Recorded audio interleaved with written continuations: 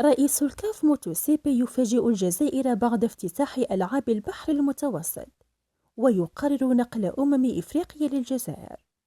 ويسلم الكوت ديفوار المنظمة لكأس الإفريقية، ويفشل مفاجأة كبرى بنقل تنظيم كأس الإفريقية من الكوت ديفوار إلى الجزائر. شاهد ماذا حدث.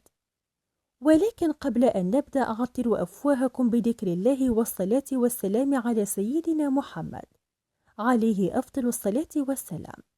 بعد الافتتاح الأسطوري الذي نظمته الجزائر لدورة ألعاب البحر المتوسط في مدينة وهران الجزائرية بالأمس، حيث تفاعل رئيس الاتحاد الإفريقي موتوسيبي وأدلى بتصريحات للقناة الثانية في جنوب إفريقيا، وقال ما فعلته الجزائر في افتتاح دورة ألعاب البحر المتوسط بالأمس تفتخر به القارة الإفريقية، والجزائر قادرة على تنظيم كأس الإفريقية في أي وقت.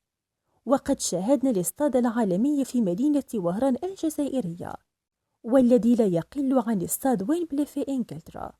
فأنا سوف أقدم اقتراحا للجنة التنفيذية في الاتحاد الإفريقي الأسبوع المقبل بنقل تنظيم كأس الإفريقية من الكوت ديفوار المقرر إقامتها في الصيف المقبل من الكوت ديفوار إلى الجزائر، لأن الكوت ديفوار ليست لديها ملاعب كافية لتنظيم هذه البطولة الكبيرة، وأيضا بسبب المناخ الاستوائي والأمطار الغزيرة التي تشهدها الكوت ديفوار في موسم الصيف، فمن الصعب إقامة هذه البطولة في الصيف في الكوت ديفوار، وسيتم نقلها إلى الجزائر لأنها قادرة على استضافة هذا الحدث الكبير، بما تتمتع به الدولة الجزائرية من بنية تحتية حديثة.